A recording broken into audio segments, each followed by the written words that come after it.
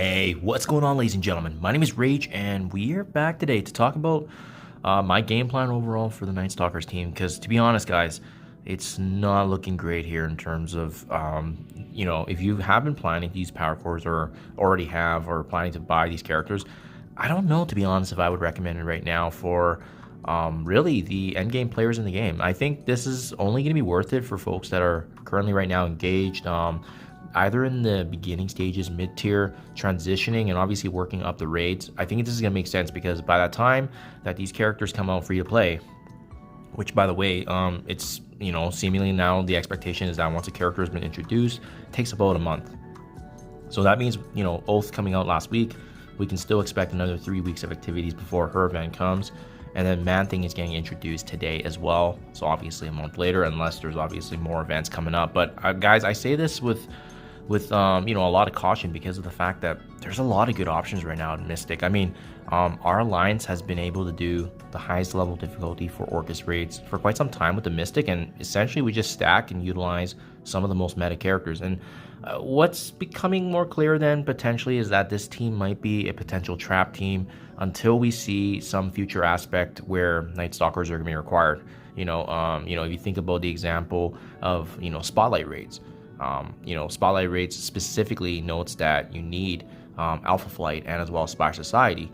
If we have a game mode like that, then I would highly recommend it. But to be quite honest, I was very disappointed to see that this 3-piece right here doesn't even really do much. And then obviously we've seen already footage that if you have Oath as a 4th piece team, they can actually get the job done as well. So if you want to min-max, that might be the way to go. But for myself personally, being in the end game, I recently unlocked Mephisto, I think about a month plus ago, and then we also have Odin right around the corner, and that's why, right?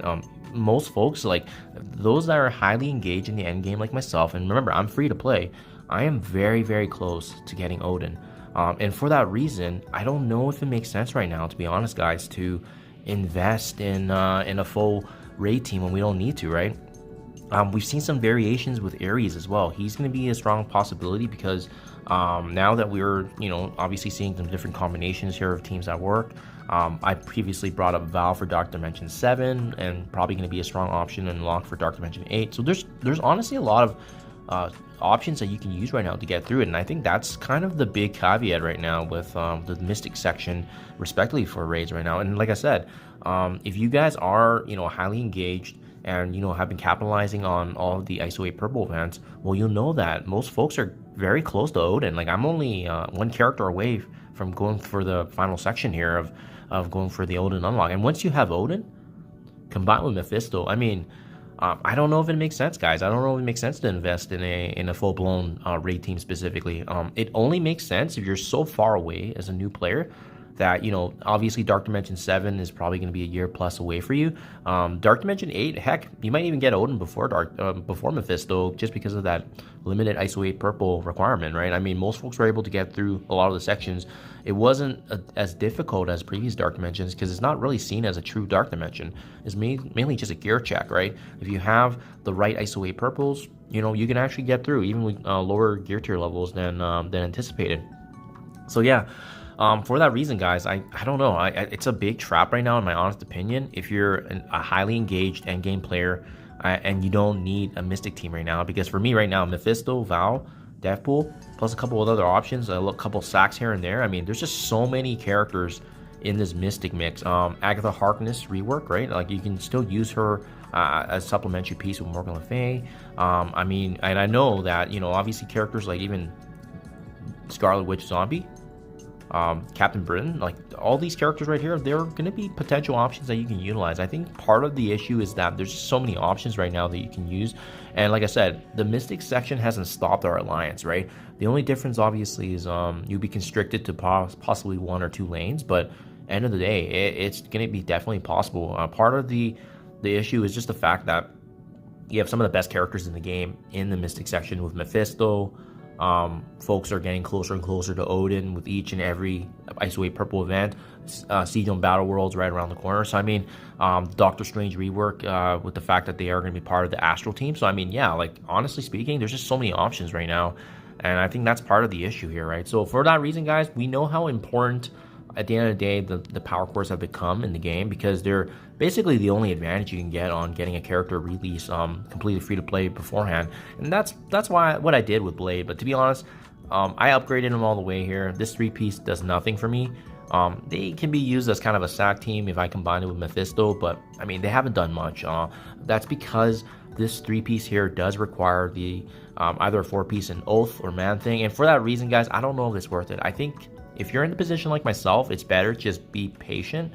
These characters will come, but that, yeah, I'm not gonna waste my power cores on these characters. I'm gonna be saving them. I'm gonna be hoarding them as I usually do, but obviously it's gonna give me some pivot space. But yeah, it allows me an opportunity now to build up my balance, as I've done with my gold, as I've done with my power cores, in anticipation for the next big thing in the game. So that's my game plan, guys. I think this is important right now to hoard, because we know with the number of character releases and teams that they push out, that having resources on hand is always going to be able to put us in a position to pivot where need be. But in the meantime, this is not a must-have team, not must-required. We can wait for the free-to-play event, worst case scenario, which is like now we've seen it. It's going to be probably a month, right? So we will see Oath shortly here in a few weeks, and then followed by that Man Thing, and then by then you can invest in these characters. And that's why I think that if you're a mid-game player transitioning right now to the end game, these are the teams that you can watch out for, because obviously you may not be close to Mephisto, but in the meantime, I don't know if it makes sense right now for end game players like myself, just because we don't need these teams right now in the meantime. And I think that's kind of how we have to start assessing with each and every release of these new teams and characters coming into the game. I didn't core for Nimrod. Finally, we got Nimrod's event, and yeah, now he's unlocked, and I'm slowly building him up. But that's because we already figured out options along the way, and that's kind of how I feel with the Night Stalkers, right? At the end of the day, they're trying to create FOMO for us to spend and so forth, but we just gotta keep doing our due diligence, be patient, and there's always going to be opportunities to theory craft and see what works, and that's kind of what we did with Night Stalkers, so and respectively the Mystic section. So stay tuned, guys.